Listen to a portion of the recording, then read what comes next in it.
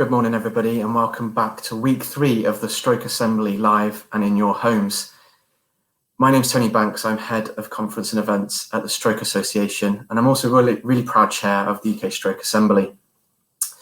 We've had 2 fantastic weeks so far that you can catch up on if you have missed any of the sessions we've hosted. The first week was staying active, and last week we focused on taking action on stroke. You can catch up on all of that on our website at stroke.org.uk/UKSA virtual. So please do check that out if you've missed any so far, and pass it on, share the word. We'd love more people to join and watch these sessions if they can. This week our focus is on research and its power to prevent stroke, its power to save lives, and how it enables stroke survivors to make the best possible recoveries.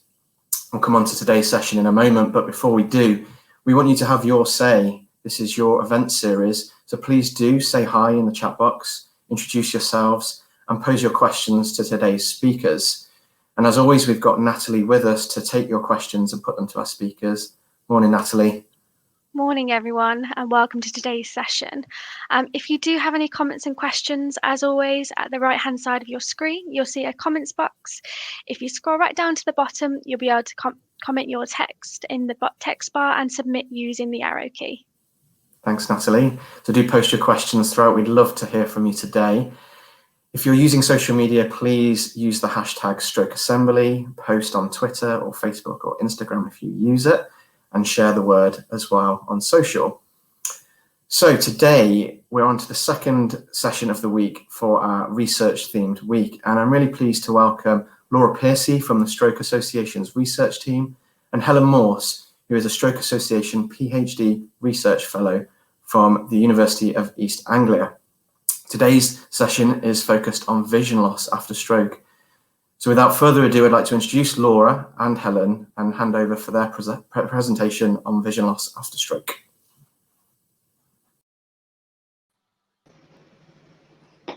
Hi everyone. Thanks Tony, thanks Natalie, and thank you everyone for coming to this session this morning. As Tony said, I'm Laura Piercy. I'm Research Engagement Officer at the Stroke Association, and I'm really excited to see so many of you here today to hear more about our stroke research.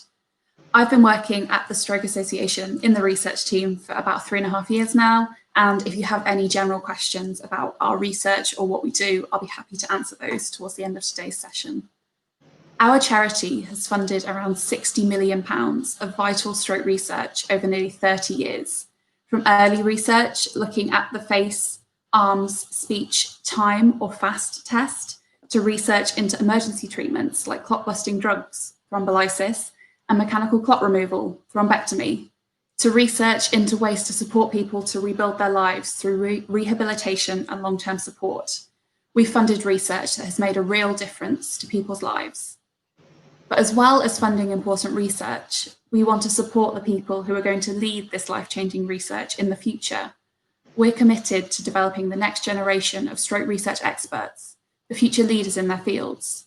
We support researchers at the early and middle stages of their careers to develop the skills, experience, and expertise they need to become world-leading experts in their fields. The researcher we're going to hear from today is one of those early career researchers we're supporting, and I'm delighted to introduce Helen Morse from the University of East Anglia, who we're funding for her PhD. Thank you for joining us today, Helen, and over to you. Thank you, Laura, for your lovely introduction. So today I'll be talking about a type of vision loss after stroke. So welcome everyone, I hope you enjoy the session.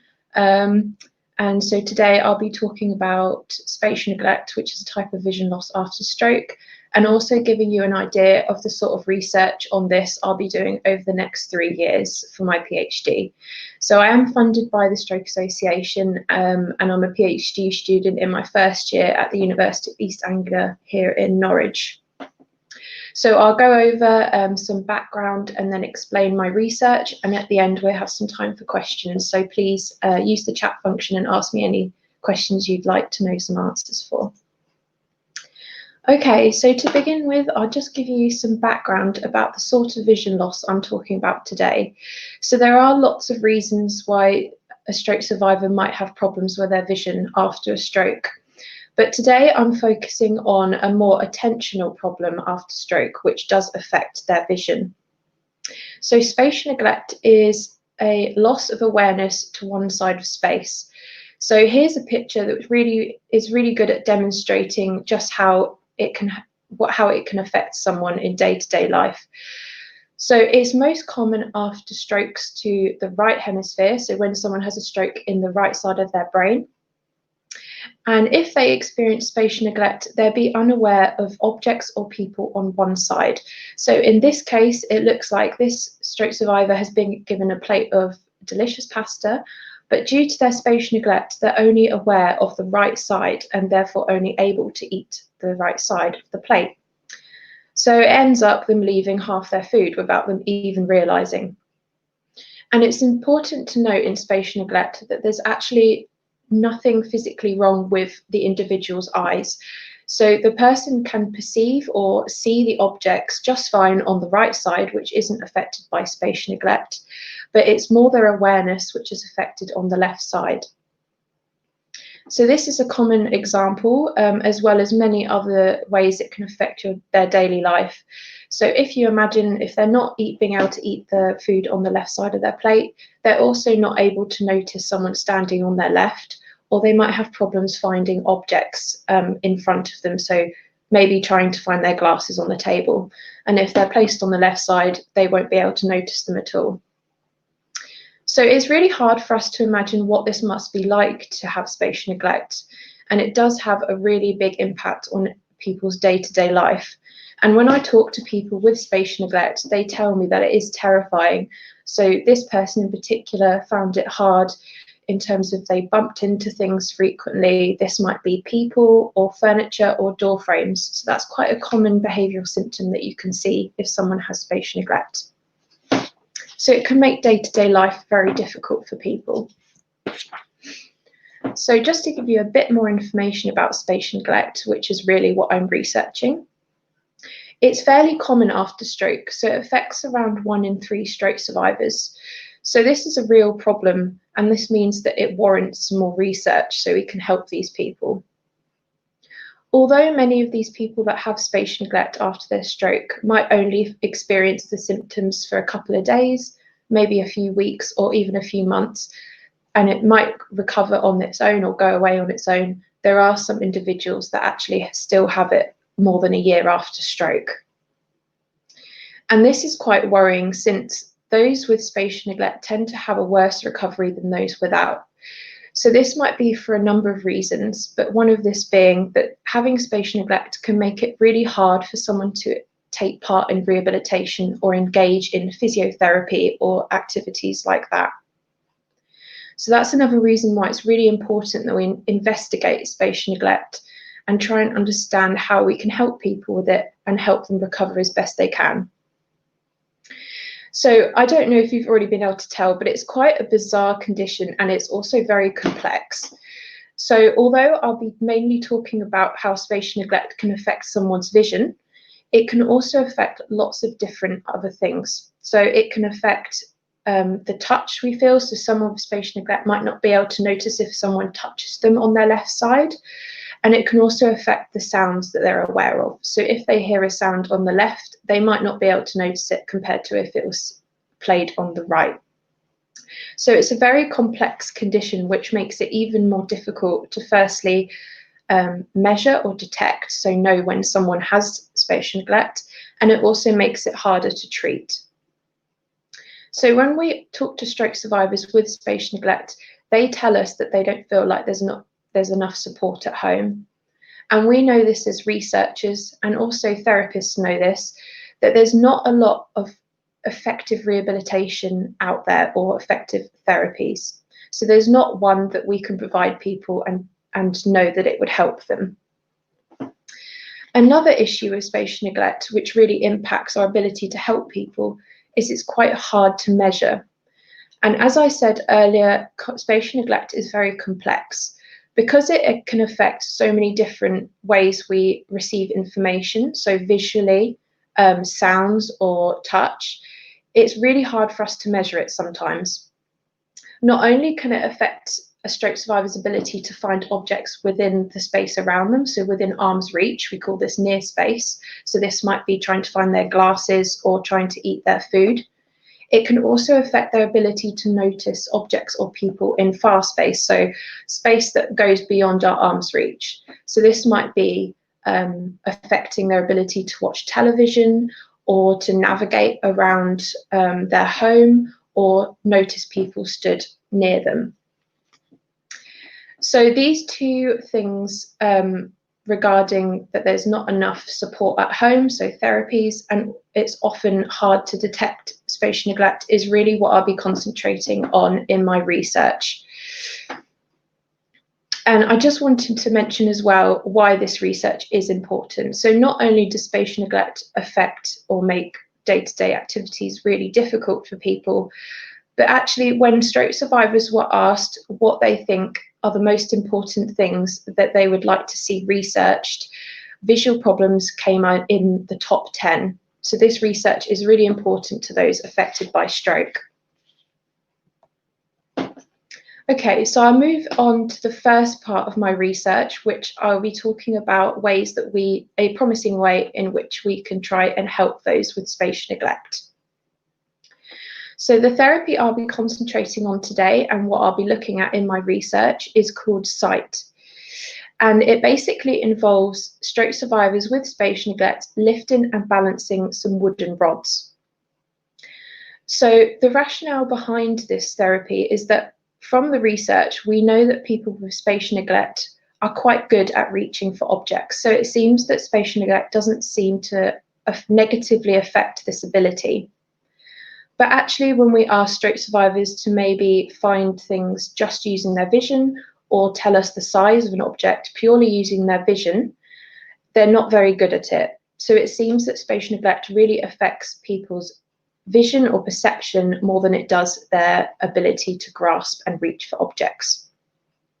So if we know that this ability is not affected by spatial neglect, we can use it as a way to try and improve their symptoms or reduce their symptoms. So SIGHT is a home-based therapy. It's low cost and portable, so you can do it at home or you can do it at a clinic. And it's also patient-led, so it doesn't require a clinician to be there with you at all times telling you what to do. So it's very much something that stroke survivors can do independently. So the idea is that stroke survivors are asked to reach and grasp a wooden rod so that it is balanced. So if you can imagine, based on what I've described, a stroke survivor with spatial neglect wouldn't be able to notice one half of the rod. And if you wanted to lift and balance any object, you would think that you'd need to lift it from the middle. So because the stroke survivor is neglecting one side of the rod, they think the middle of the rod is much more rightward than it actually is. So when they go to grasp it at this location and lift it, they're often really surprised at the fact that the rod isn't lifted, because to them, they are seeing the whole rod. They're not missing any of the rod. So they reach and grasp it, and they might get the feedback from the rod, so the rod knocking against the table, which indicates that it's not balanced. And these stroke survivors are often really surprised, which then prompts them to then put it back and then use the feedback they got, so the feeling that the rod's not balanced, to then try again and readjust where they were lifting. And it's thought that repeating this action and trying to balance these rods is what helps improve neglect.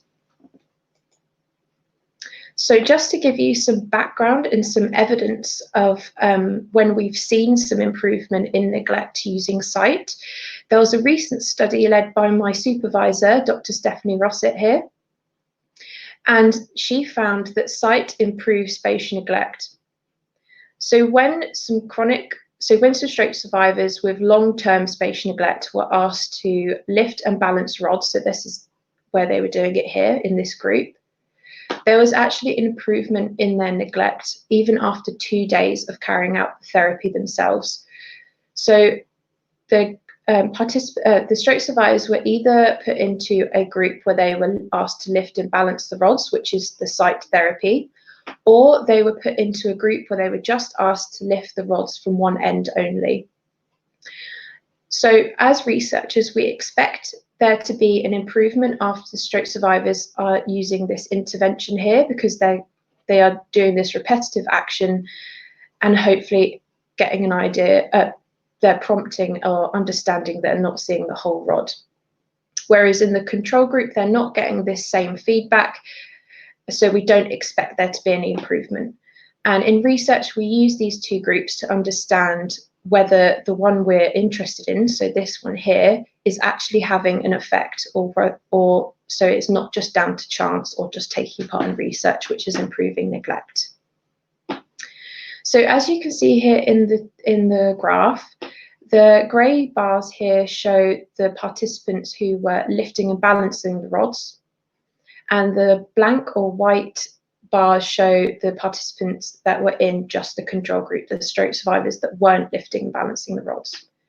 So you can see even after using the therapy for just 2 days on their own in their house, there was improvement in their neglect. So when I say an improvement, they reported the less impact of neglect on everyday activities such as dressing, grooming, or eating. And they also showed an improvement on some of the tests that we use to measure spatial neglect. And this improvement was even higher after using it for 10 days. And it was also still there 4 months later. So that's really important that we know that these effects can actually last for quite long term. So moving on, we know that using technology can make therapy at home more fun. It can also enable us to measure progress and also give the stroke survivor an idea of their progress. So technology can enable us to make therapy more engaging at home and also make it easier for them to complete.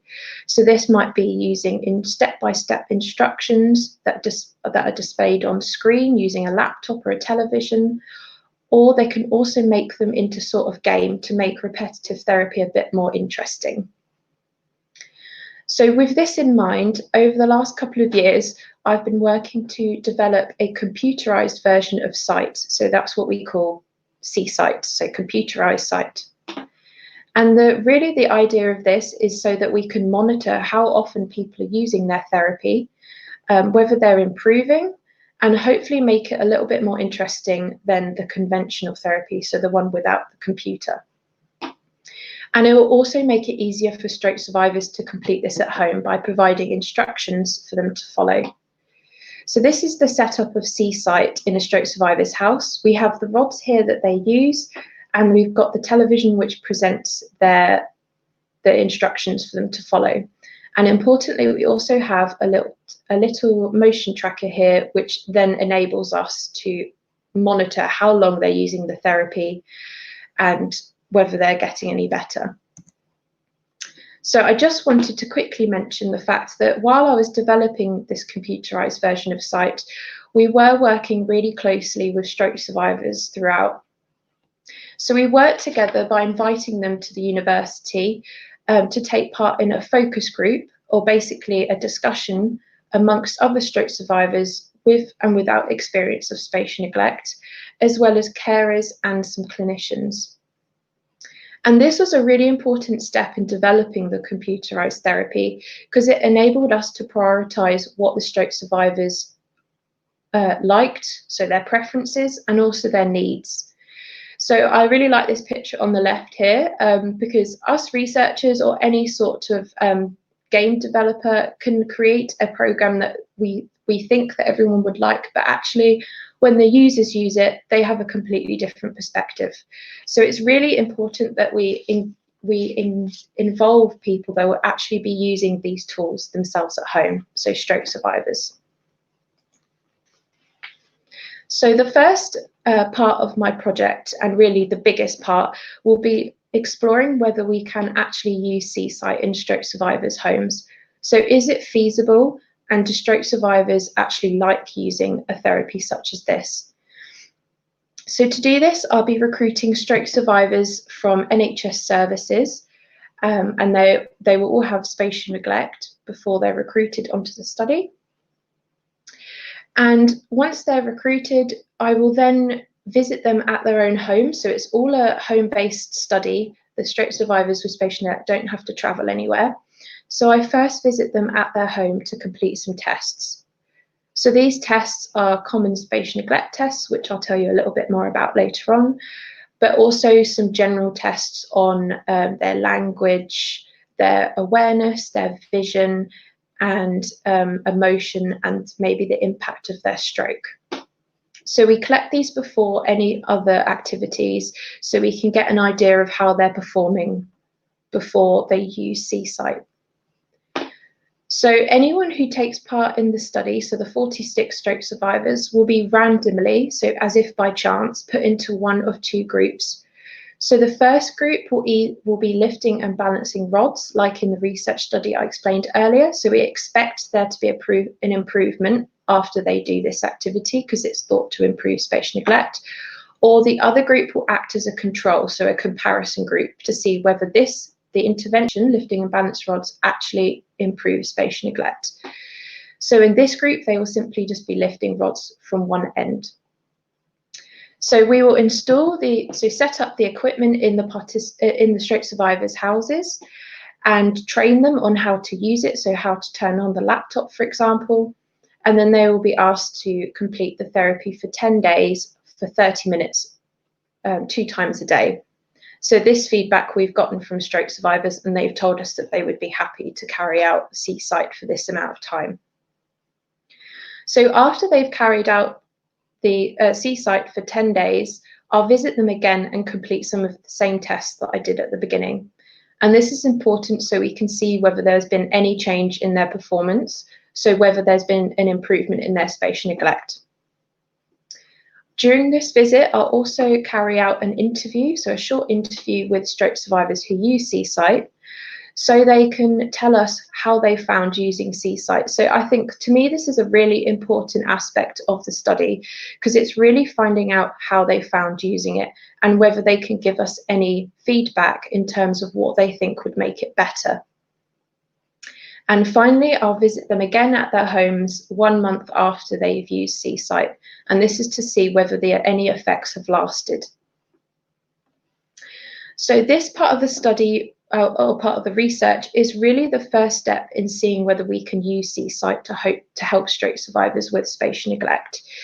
It would mean that they could carry out an effective, or hopefully effective, therapy at home without leaving or having to travel. So I'll now go over the second part of my research.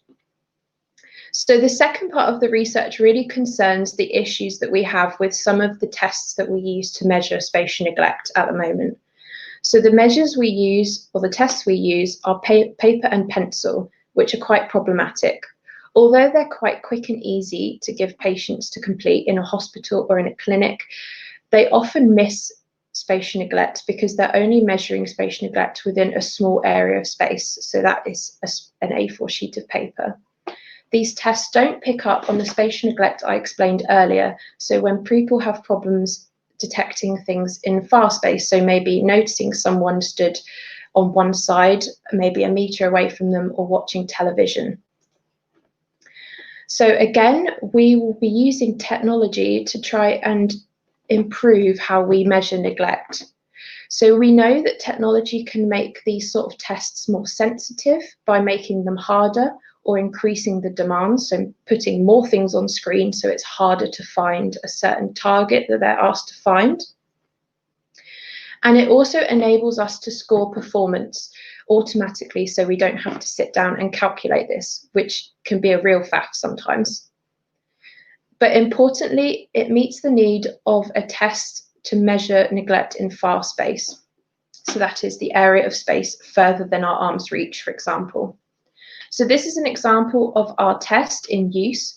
It's projected onto a television screen, so it's presented far away from the stroke survivor, and they use a wireless remote to find targets, so that is full mugs.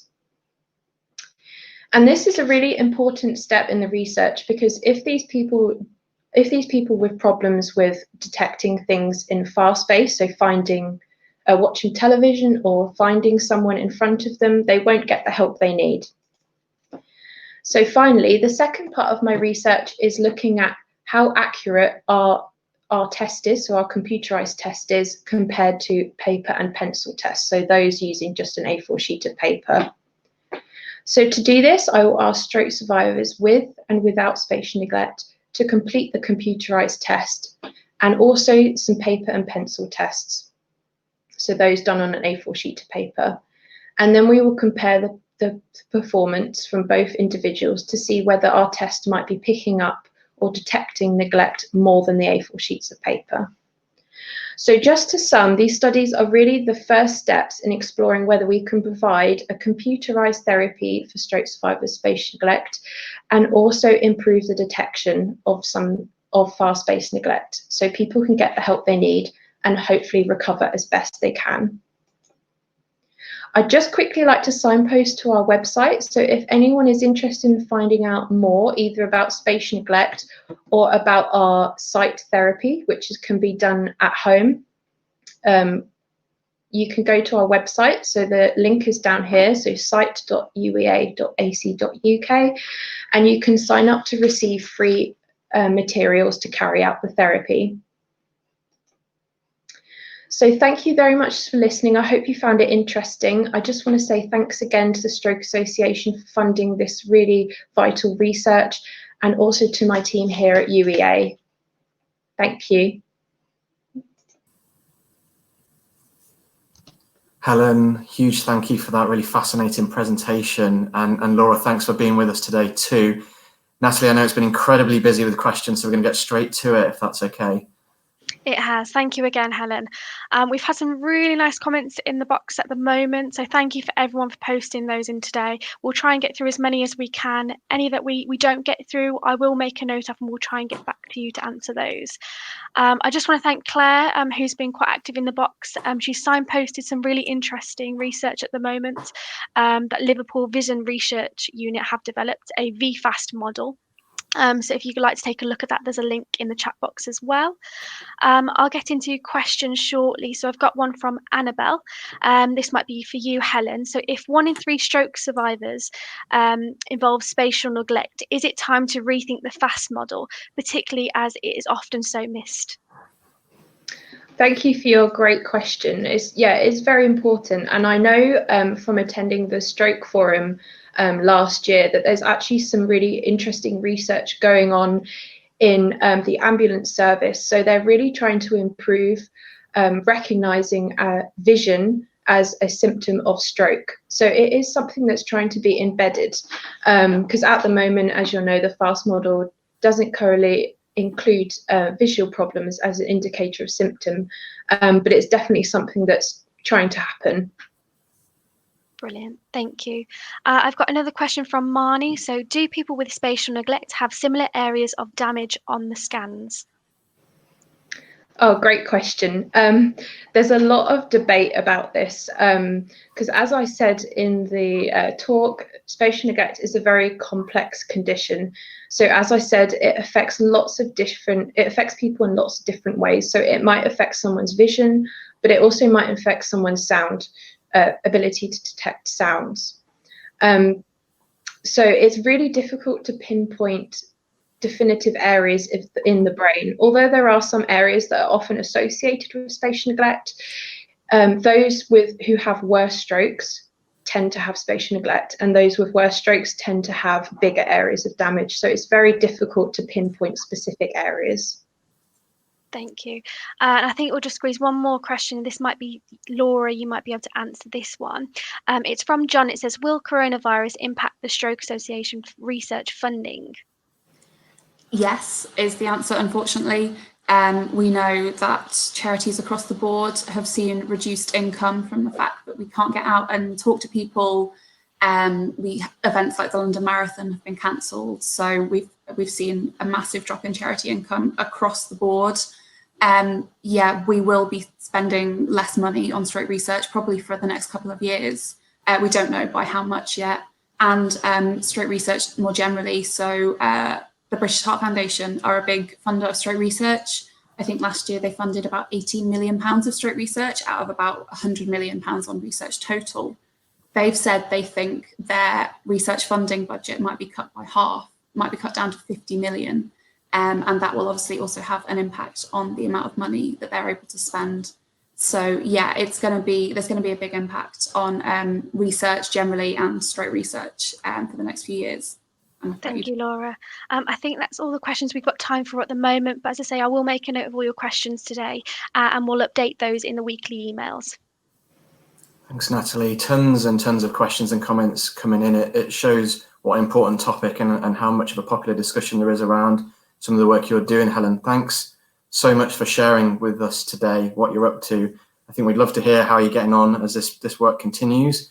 And we can definitely signpost people to more information on your work on the Stroke Association's website, can't we? And I think we'll post that link in a moment if we can. But for now, Helen, Laura, thanks so much for being with us today. It looks like we could have gone on for a lot longer if we'd had the time. Thank you again. Thank you. Thank you very much. So that wraps up this week's sessions, and we've got a bumper edition of the Stroke Assembly coming to you next week, 4 sessions in total, as we move on to a week that focuses on the Stroke Association's support and what is available to you, the stroke community. Join us on Monday at 11 o'clock for a session from our stroke helpline team. They'll be on hand to take some questions and tell you the services that we've been putting in place throughout the coronavirus crisis. And also, I'm really excited about this. On Monday night, we've got the one and only Chris Tarrant from Who Wants to Be a Millionaire fame joining us for our very first Stroke Association pub quiz that you can join, and we'll post the links again now. It's free to enter. We will accept donations. Laura's just mentioned how important it is for us to continue raising funds to fund research work and other work for the Stroke Association. So please join us on Monday if you can. It's going to be a great evening. So 11 o'clock for the helpline, 7:30 for the Chris Tarrant quiz, plus lots more. And the whole program is available on our website, as you've seen on the screen now. That's all we've got time for today, I'm afraid. It's whizzed by. It's been a fantastic session. We hope you've enjoyed it. See you next week. Thanks, everyone.